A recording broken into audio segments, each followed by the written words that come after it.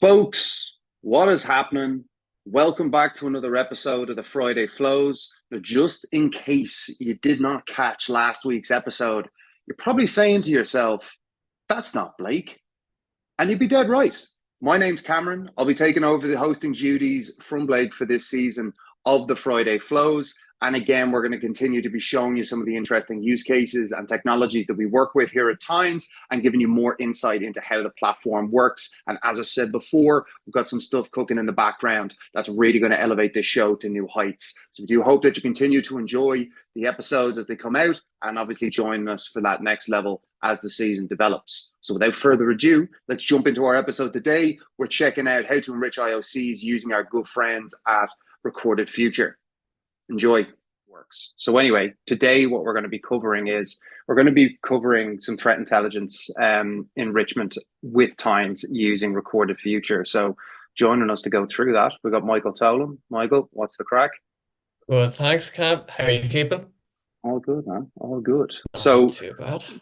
good stuff. So Michael, what are we? If you want to share a screen with us there and just show us Sure, sure. what you're taking us through today.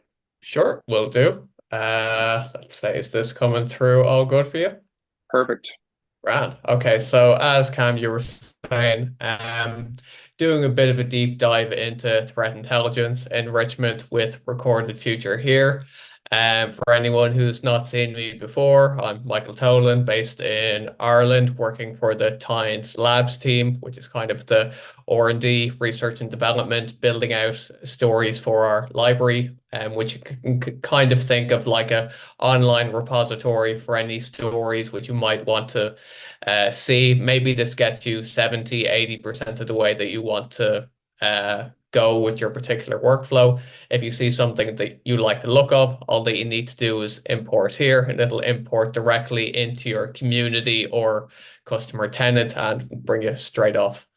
To jump into this particular workflow here, or sending an IOC to Recorded Future for analysis, this is one of our workflows which we can kind of put into any other workflow that we have. So imagine if you have an email phishing workflow or any other like threat intelligence or EDR response workflow that you might either have, like say, a hash, a domain, or an IP, which you want to get more information on before taking any particular extra steps. Maybe you want to enrich a Jira ticket. Maybe you want to see, oh, this hash on a particular user's device, is it malicious or not? Or that kind of information here. So these are a few example actions here. If I was just to show off, if I had a, like say, blank screen within Times and I wanted to invoke this story after it's in my tenant, all that I need to do is drag on the send to story action here, click to the story, send an IOC to Recorded Future for analysis. And here, anyone who's worked with Times before, this might look a little bit different. We've kind of upgraded our send to story features recently so that all of the payload information that we might want to send to this story, all of it's kind of like pre-configured. So what the IOC type is, what the IOC value is, and then whatever the source may be. If I want to maybe enrich a Jira ticket and say, oh, this came from a CrowdStrike detection, or this is just a manual search, or whatever you want it to be. If I was to scroll down here, maybe I have this hash value, as I was saying before. Maybe I saw it on a particular endpoint in CrowdStrike and I want to do a bit of enrichment on that detection. I'll just click run. Then if I zoom out here, we can see that it goes into the webhook action here. We can see that it's a hash using our trigger rules. We'll then send that hash value over to Recorded Future here. Grabbing all of the information from the webhook to send it to Recorded Future, just basic kind stuff. Have a trigger here just to see, are we getting a good response back? Is the status equal to 200? And then the information which goes back to the send to story. We have this configured here. We want to pull out all of the key fields, just so if I'm looking at this, maybe I want to put the information in a Jira ticket or Slack message.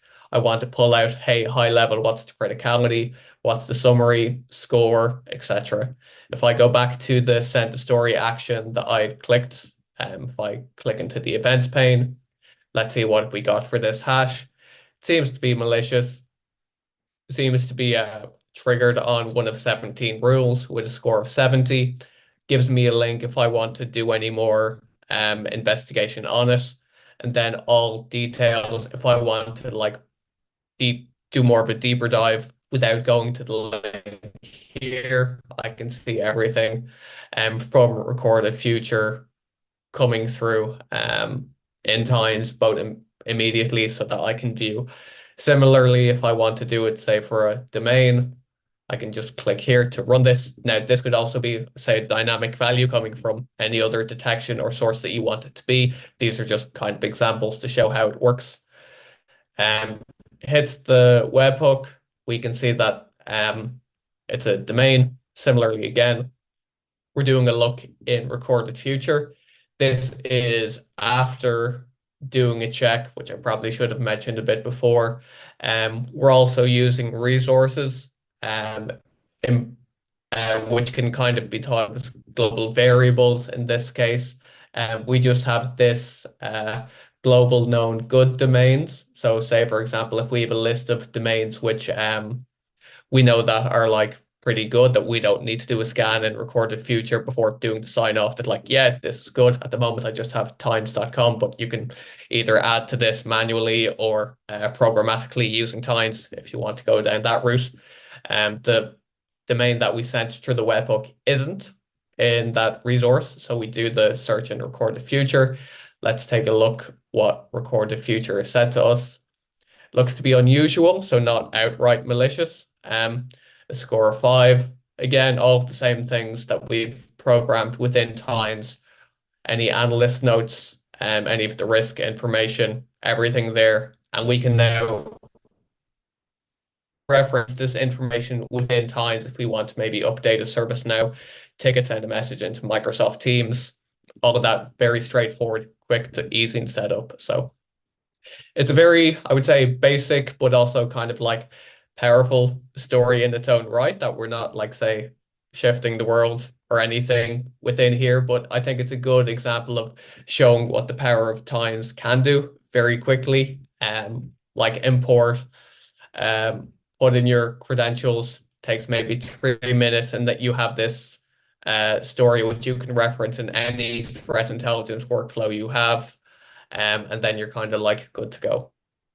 Nice, 100%. Thanks a million, Michael. So, guys, for anyone that's kind of seen what Michael's showing you there around enrichment, like obviously, if you think about challenges that teams would normally have doing this manually, like you got to think about if you're doing all of that analysis manually across multiple tabs, you've got limited resources or headcount of the team to even have the time to do these things. Obviously, then all the negative impacts of that on the back end, when you are handling it manually, there's too much data to analyze, and obviously there's limited time and resources to attack it. Using Tines here as like an automation layer that sits on top of the entire tech stack. Obviously, this example is showing you how we use it for enrichment. It's just going to streamline the entire process and reduce the amount of stress that's placed on the team, obviously improving the quality of work and output that's there as well. So again, folks, Recorded Future are a very close partner of Tines, but we are a vendor agnostic tool. So we'd work with any of the open source tools in that space as well. And as always, if you're interested in testing out what you've seen here, the community edition is free on the website, and it will be linked up in the comments of the video that you're watching right now. And ultimately, once you have the community edition, you'll have the ability to access the story library that Michael showed you at the start and is showing you here, and you'll be able to pull in stories like the one we've shown you and test it out for your own needs. So again, folks, that is our episode 2 for Automation Insights. If there is anything specific that you'd like to see us focus on within this series, feel free to drop it in the comments and let us know.